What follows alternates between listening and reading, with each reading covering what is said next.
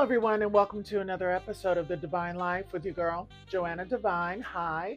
Episode 12, Politics in Your 40s. Okay, so when I was in my teens, 20s, 30s, the world was very different. And the world was, first of all, we didn't have social media. Second of all, we didn't have any access to every single thing a politician said or did. There were no cell phones, which means that there were no video cameras. People weren't being filmed. Tape recordings came out about like Nixon, Watergate, and that one politician in Washington, D.C. who got caught smoking crack. But at the end of the day, your politicians weren't literally a part of everyday conversation. And that's because I was in my 20s and my 30s, because people in their 20s and their 30s, politics at that time was, we were in the know.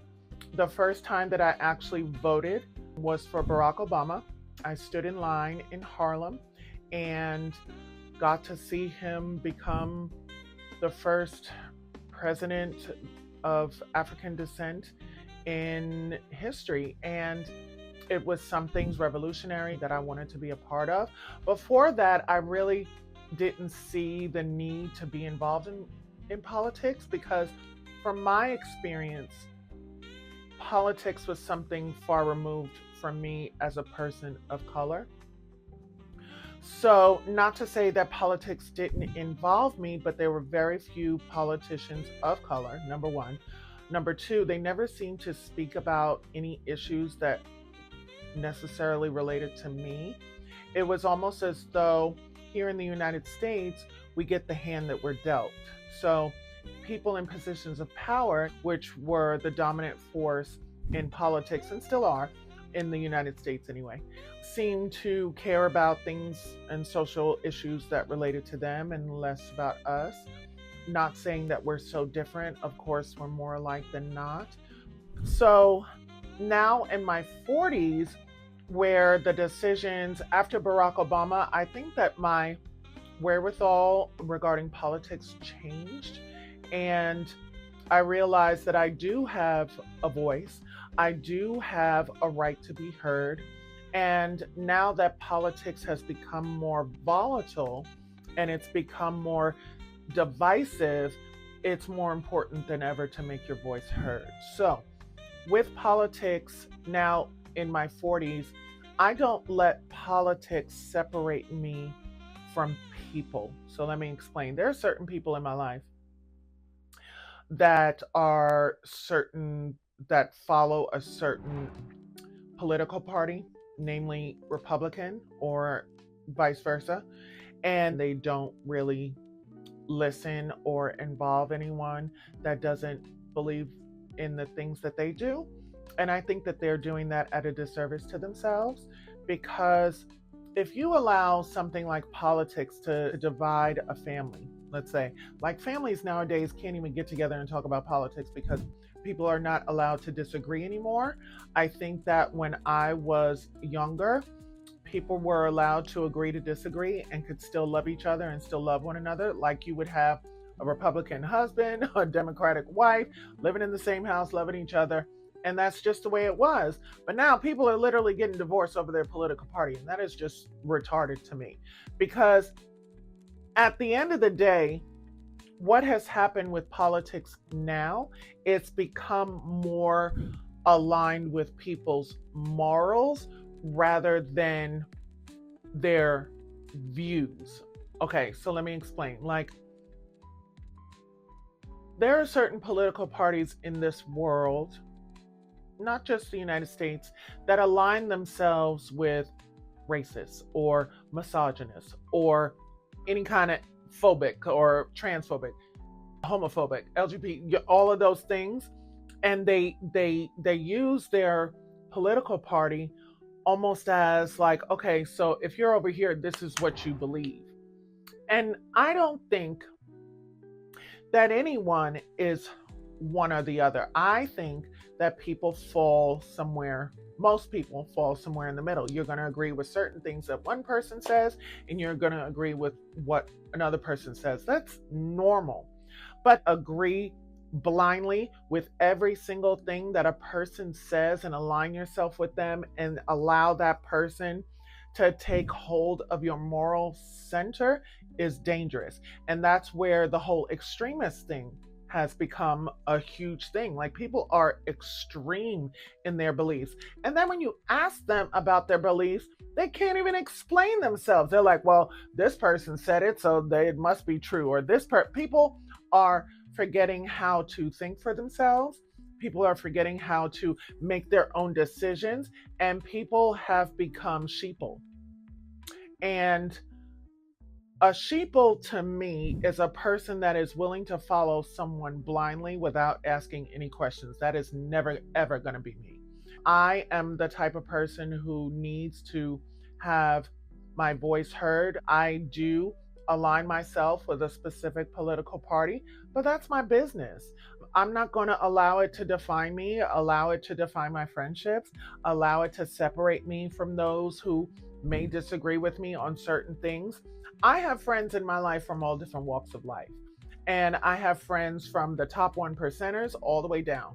And the last thing that I'm going to sit around and do is judge someone because of what they believe. Now, if you want to take it upon yourself to judge others according to your political alignments, then that's something I may stray away from. But the people that I have in my life, I don't think I've ever talked to any of them in depth about their political alignments, because that's the last thing that means anything to us, because we love each other on so many other different levels. Our political alignments, basically, like, it is what it is.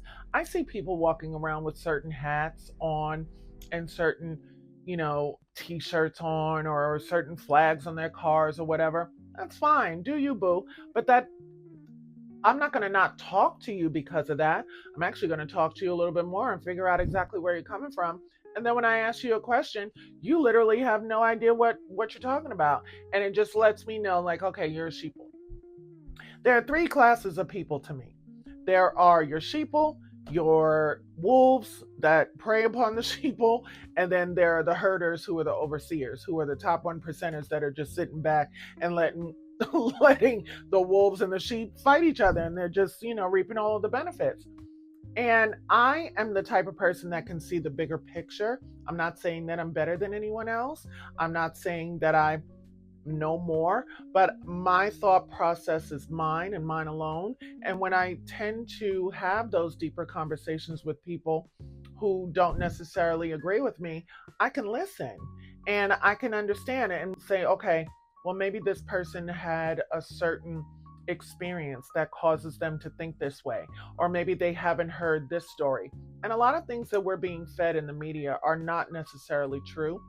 I know it's still around today, where people would take one little photo of a celebrity and make a whole story about it to tarnish someone's reputation. And now, political leaders are just making things up, and it's just like, you have your certain senators and things of that nature here in the United States who are just literally spewing vomit and hate and hating their neighbors, and almost like getting off on the fact that they're sowing seeds of dissent between people, and then they go home and they live a totally different kind of life than the one that they're portraying in the media. And you got to be careful who you listen to. You got to be careful who you follow. Now, when it comes to politics affecting my bank account and politics affecting my wherewithal and my health insurance and my, all of those things, yes, of course I'm concerned. And yes, I am, a little taken aback by the decisions that have been made in these past several months.